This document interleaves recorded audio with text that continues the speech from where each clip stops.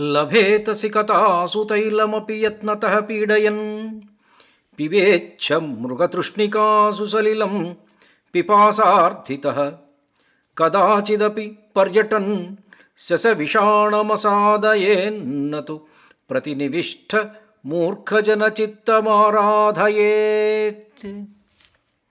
అసంభవాలైనా సంభవాలవుతాయేమో గాని మూర్ఖుడి మనస్సును మాత్రం మనం రంజింపజేయలేము. మూర్ఖుడు అంటే కాగ్నిటివ్ రిజిడిటీ, తెలిసి కూడా వాడు చాలా క్లోజ్డ్ మైండ్, అన్నిటినీ మూసేసిన వాడు అన్నమాట. వాడు క్లోజ్డ్ మైండ్తో ఉన్నవాడిని ఎప్పటికీ రంజింపజేయలేము.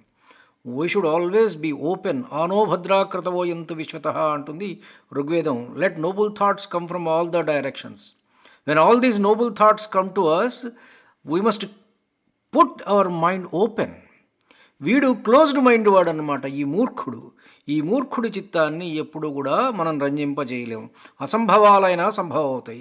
ఎట్లాంటి అసంభవాలు అంటే, బాగా గట్టిగా పిండితే ఇసుక నుంచి నూనెైనా వస్తుందేమో, ఎండమావులలో నీరును కూడా సంపాదించి తాగవచ్చేమో, ప్రపంచమంతా తిరిగితే కొమ్మున్న కుందేలు కనపడి దాని కొమ్ము అన్నా సంపాదించవచ్చు.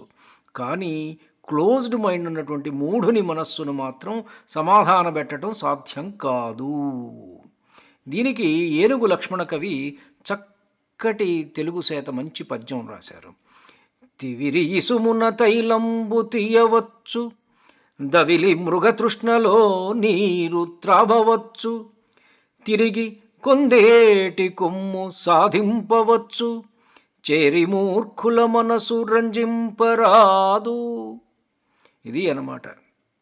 ఎంత చక్కటి పద్యాలు ఉన్నాయో మన సంస్కృత సాహిత్యంలో, తెలుగు సాహిత్యంలో కూడా.